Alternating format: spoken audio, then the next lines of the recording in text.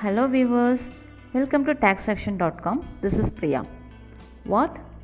20 lakhs per annum earn பண்ணும்போது tax free? How is it possible? ஆமாங்க, இது possible தான். ஒவ்வொரு வருஷமும் நமக்கு இன்கம் இன்க்ரீஸ் ஆகும்போது அதுக்கான டேக்ஸ் பிளானிங்கை எப்படி பண்ணுறதுன்ற ஷிவரிங் நம்ம எல்லாருக்குமே இருக்கும். உங்களுக்கு இருக்கா? உங்களுக்கான பிளாட்ஃபார்ம் தான் நம்ம சேனல். வாங்க நம்ம வீடியோக்குள்ளே போகலாம். இந்த வீடியோவில் ரெண்டல் இன்கம்க்கான டேக்ஸ் பிளானிங் பற்றி தான் நம்ம பார்க்க போகிறோம்.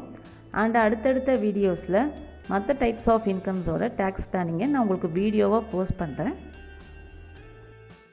ரெண்டல் இன்கமாக நீங்கள் per annum 20 lakhs earn பண்ணும்போது அதில் செக்ஷன் 24 அப்ளை பண்ணி நம்ம டிடக்ஷன்ஸ் கிளைம் பண்ணிக்கலாம்.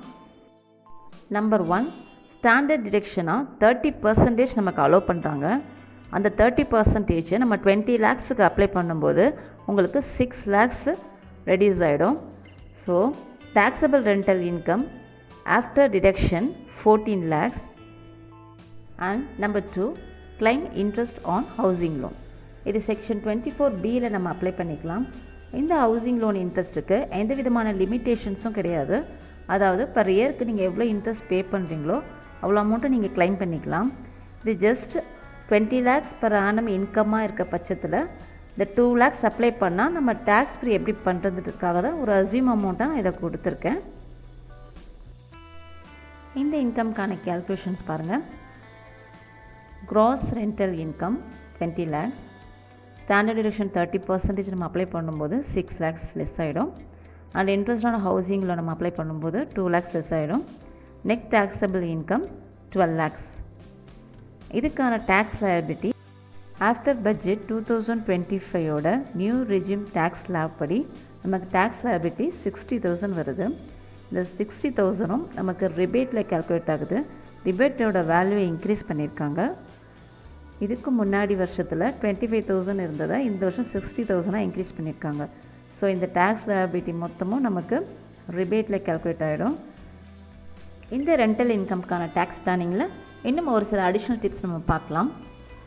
இந்த ப்ராப்பர்ட்டி, அதாவது ரெண்டல் இன்கம் வர ப்ராப்பர்ட்டி ஒரு ஜாயிண்ட் ஓனர்ஷிப்பாக இருக்க பட்சத்தில் இந்த இன்கம் நமக்கு ஸ்ப்ளிட் ஆகும். இது ஸ்ப்ளிட் ஆகும்போது நமக்கு டேக்ஸபிள் இன்கமும் ரெடியூஸ் ஆகும். And next one, use multiple properties. இந்த ப்ராப்பர்ட்டி மல்டிபிளாக இருக்க பட்சத்தில் நம்ம ஹவுசிங் லோனை செப்பரேட் பண்ணிக்கலாம்.